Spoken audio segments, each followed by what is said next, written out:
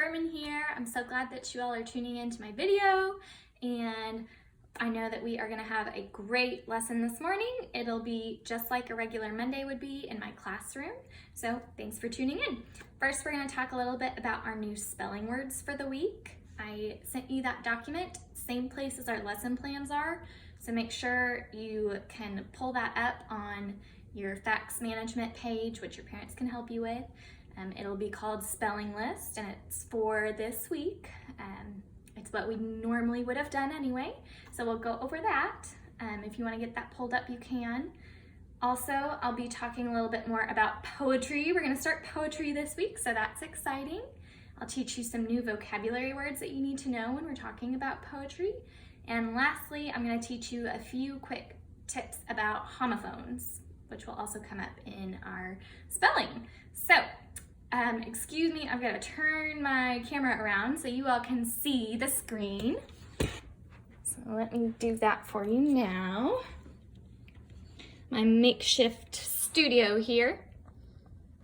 Okay, so you all, there we go, should be able to see what I see now. Okay, this is the same document that you all have.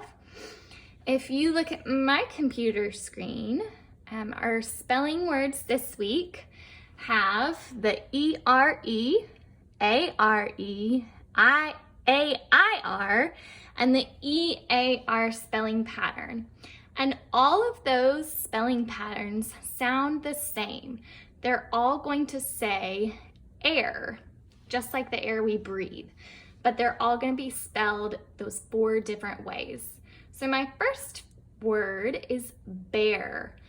Okay, this is like a grizzly bear would come and would look through your trash can. Okay, so a bear, like the animal. The next word, number 2, is swear. Okay, sometimes we use a swear as a promise, like you would promise to do something. Number 3 is airplane. We use these airplanes to travel from state to state and to faraway places that we don't want to drive. And notice that this word doesn't have E-A-R, it's spelled with A-I-R. Okay? It's also a compound word, and we've talked about those before, when we have 2 words that are put together to make a new word. Number 4 is square, like the shape. Number 5 is scare, like I'm frightened of something or afraid. And notice that those 2 words, square and scare, have the A-R-E spelling. Okay, it's not like R, like our sight word, it's air. Number 6 is fairy, like the tooth fairy may visit you if you lose a tooth. Number 7 is pear. Now this type of pear is like the pear we eat, like the fruit. It's spelled with E-A-R. You'll notice later down in our spelling we also have the same word, but it's a homophone, and I'm going to tell you a little bit more about that. Okay, so we're on number 7, pear like the fruit. Number 8 is upstairs. Okay, upstairs like the 2nd floor or the 3rd floor of a building. Number 9 is wear, like I wear clothing. Number 10 is hair, like the hair on my head is blonde. Number 11 is pear again. Now this isn't like the fruit that we eat. This is like a pair of socks. So notice that these are spelled differently. Okay, up here on number 7, I have E-A-R, and on number 11, it's spelled A-I-R. Okay, this is called a homophone. It's words that sound the same, but they mean 2 different things, and they're spelled differently. So one of them, the fruit, has E-A-R, and then pear, A-I-R, is a different meaning. Okay, number 12 is care, like I care for somebody. Number 13 is there. Now this is one of those homophones again. Remember, we've already had this word once. We've had it spelled T-H-E-I-R, and that means to show ownership.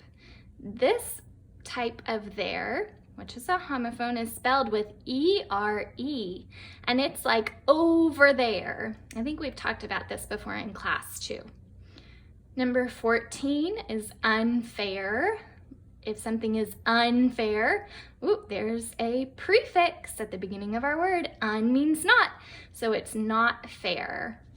Okay, and then 15 is where. Now this is a homophone, not like I wear clothes, but this is like, where are you? Okay, it's pointing to a location, referring to a location. All right, then we go on up to our sight words. We have 5 sight words this week. These are words that you cannot sound out with a phonics pattern, okay? So our first one, number 16, is pull, like I pull open the drawer. Number 17 is every, like every person in our classroom is watching my video right now. Number 18 is full. I have a full glass of water. Number 19 is color. I hope you all get to color for art. And then number 20 is clothes. Sometimes this week, I bet you will wear pajamas to school instead of clothes. All right, then we have 5 bonus words this week. We have the word break, like spring break. We have alliteration, which we'll be learning more about this week. We have homophone, which I am teaching you all now.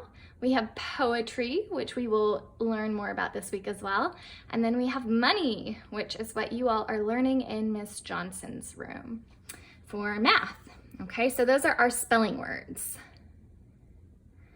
Now, okay, here is my screen again. This is something that you all have as well. You all have this under your documents. Same place as your spelling list. It's called Unit 4, Week 5, Readings, okay? This is a little bit, I think this is your first page actually that you have. And the first page has our vocabulary that we're gonna use for the week. There are only 4 words this week because we are doing poems, and poems are a little bit shorter. And then some poetry words, all right? So I'm gonna let you all look at the 4 words on the left under vocabulary, but I'm going to explain a little bit more about our poetry words, okay? We've talked a little bit about similes. Right here, we've talked about similes. A simile has to use 2 special words. I bet you know what they are. Okay, they have to use the word as, or what's the other one? It should have been like, okay? So it gives you an example. Bill was as fast as a cricket is an example of a simile because it uses the word as to compare 2 unlike things.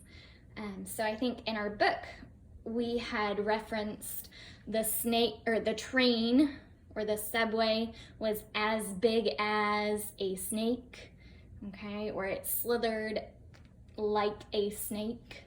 That would be a simile from the last story that we read. But I bet you can come up with some other ones, and we will be finding some more in our poems. Another word that we're going to talk about this week is alliteration, okay? This one right up here. Okay, an alliteration is the same beginning sound in words, and it repeats over and over. Okay, so our first box says, I like to read a poem with alliteration because I like to say the same beginning sound in words.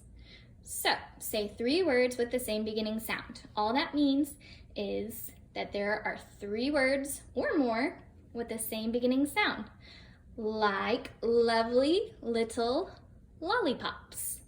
Or you could say big, beautiful butterflies bounce around in the sky.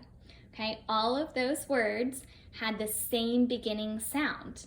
And it's easier if you want to start with just the same letter maybe. Like I used the letter B, big, beautiful, butterflies bounce around in the sky. Okay, so that's an alliteration. And then we also have repetition. We know what repeat means, okay, to happen again and again. And then we have free verse. And in free verse, the words don't need to rhyme, okay? Most of our poems that we're gonna start with are gonna be rhyming poems, but some poems don't have a rhyme. And so we're gonna learn a little bit more about what free verse means this week, okay? Now, we've talked about spelling, we've talked about vocabulary. I'm gonna let you all read this left side here, okay? Those are gonna show up in our stories this week, and I've already assigned several stories for you all to read today. If you scroll down, they're right next. So I have Snow Shape. That's one of the poems that you're going to read.